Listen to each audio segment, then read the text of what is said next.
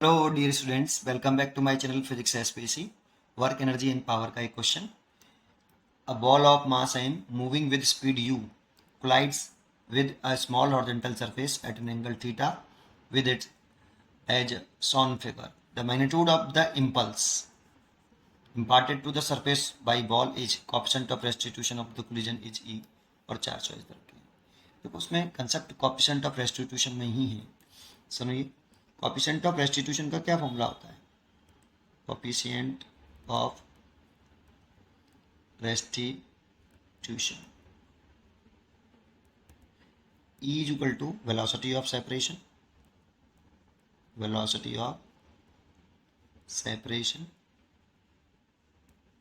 divided by velocity of approach.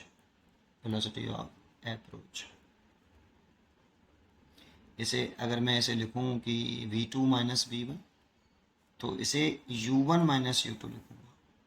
ठीक है, अगर मैंने उसे v1 माइनस v2 लिखूंगा तो इसे u2 माइनस u1 लिखूंगा। और e या तो जीरो होगा या पॉजिटिव होगा, नेगेटिव में कभी नहीं होता है। ठीक है, अच्छा एक बात। दूसरी बात, हियर यहाँ जो सबसे इम्पोर्टेंट पॉइंट है वो ये है कि जो v1, v2, u1 एंड जो u2 हैं are the component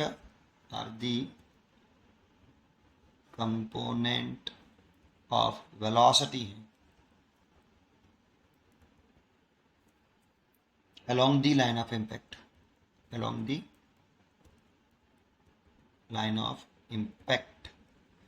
अब along the line of impact दो लाइन होती है, एक तो लाइन ऑफ इम्पैक्ट होती है और एक लाइन ऑफ मोशन होती है।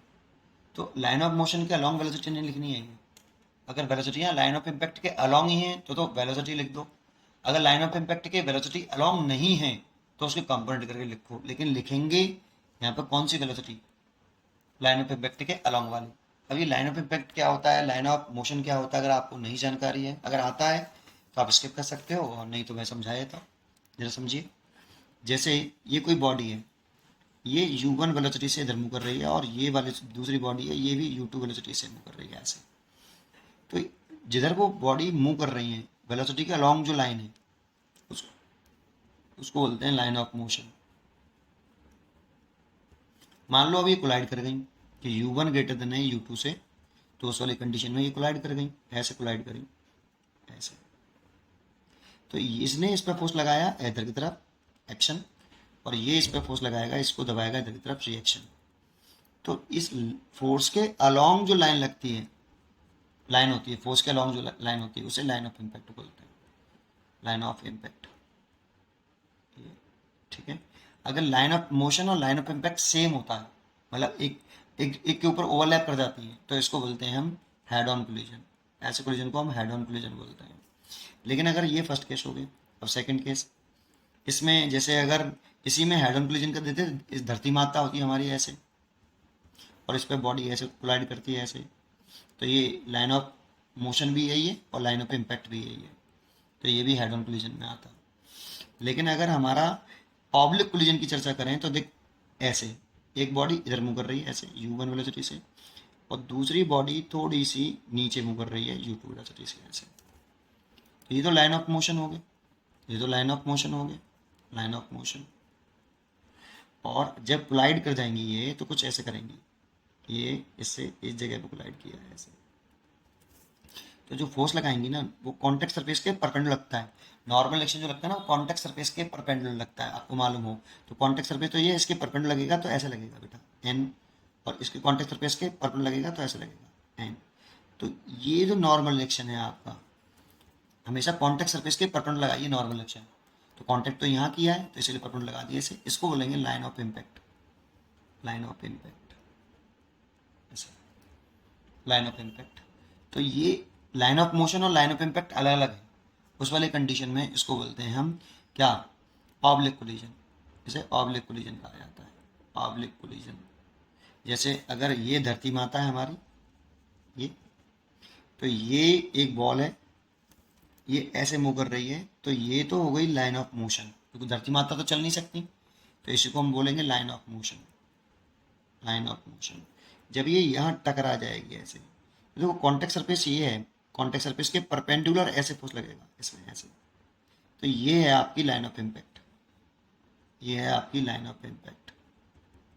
इसमें यही कंसेप्ट है बेटा, लाइन ऑफ इम्पैक्ट। ठीक है, आपको ये बात समझ में आई होगी। अगर आपको ये समझ में आया है तो इसमें इसके नाम पर भी ध्यान दो, इस फॉर्मूले में कि ये लाइन ऑफ इम्पैक्ट के अलोंग वेलोसिटियाँ हैं, ठीक है, नहीं लाइन ऑफ मोशन के, नहीं लाइन ऑफ इम्पैक्ट के। अब इसका कंसेप्ट यही था। अब देखो कितना आसान हो जाता है। जैसे ये आपको एक बॉल दे रखी है यहाँ पे क्वेश्चन में, एक बॉल है जिसका मास है m, ये m, इसकी इनिशियल वेलोसिटी दे रखी है u, तो इसके कंपोनेंट कर लो बेटा। ये वाला कंपोनेंट अगर ये थीटा है तो ये वाला थीटा हो गया, तो इसे मैं फिलहाल के लिए यू एक्स मान लेता हूँ, और ये वाला हो गया यू वाई, यू वाई। तो यू एक्स तो हो जाएगा यू कॉस थीटा, और यू वाई हो जाएगा यू साइन थीटा। ये बॉल की वेलोसिटी है ये वाली बिफोर कोलिजन, और इसकी तो जीरो ही होगी ना बेटा, दो बॉडी की वेलोसिटी होती है ना बिफोर कोलिजन। जैसे ये बिफोर कोलिजन हो गया, एक इस बॉडी की, जो बॉडी इम्पैक्ट टकरा रही है, यहाँ पर टकराने वाली दो बॉडी कौन सी हैं, एक तो बॉल और एक दीवार, ये ग्राउंड, ग्राउंड तो फिक्स है तो उसकी वेलोसिटी जीरो हो गई। बिफोर वेलोसिटी इस ग्राउंड की जीरो और इसकी कितनी, ये दो कंपोनेंट कर लिए। अब टकराने के बाद क्या होगा, ये तो लाइन ऑफ मोशन हो गया ये वाला। टकराने के बाद यहाँ जब ये टकरा जाएगी ऐसे, तो ये होगी लाइन ऑफ इम्पैक्ट। तो इसके टकराने के बाद मान लो इसका ये दो कंपोनेंट, एक ऐसे टकराने के बाद वी वाई और टकराने के बाद वी एक्स, कंपोनेंट कर लो, फिर इसका ये रिजल्टेंट वेलोसिटी होगी टकराने के बाद ऐसे। ठीक है, उसकी चर्चा बाद में करेंगे, पहले वी वाई और वी एक्स की चर्चा करें। तो तुम्हें क्या लगता है कि वी एक्स चेंज होगा, टकराया बॉल ऐसे टकराएगी तो ये कंपोनेंट चेंज होगा, वी एक्स नहीं होगा भाई, उसको कौन चेंज करेगा। तो वी एक्स की जो वैल्यू होगी वो तो यू एक्स ही होगी, that means u cos theta ही होगी। लेकिन वी वाई की बात करें तो ये लाइन ऑफ इम्पैक्ट के कैसा है, अलॉन्ग है, लाइन ऑफ इम्पैक्ट के अलॉन्ग है, ये लाइन ऑफ इम्पैक्ट है, और ये लाइन ऑफ मोशन है, ये लाइन ऑफ मोशन है, ये वाली। तो इसमें अगर मैं कॉफिशिएंट ऑफ रेस्टिट्यूशन से लिखूं तो ई, तो देखो इस डायरेक्शन को मैं पॉजिटिव मान रहा हूँ ऊपर वाली को, और नीचे वाली को डायरेक्शन को मैं नेगेटिव मानूंगा। ठीक है, अब मैं लिखूं तो वेलोसिटी ऑफ सेपरेशन मतलब फाइनल वेलोसिटी लिखते हैं, ये आफ्टर कोलिजन होता है ये वाला।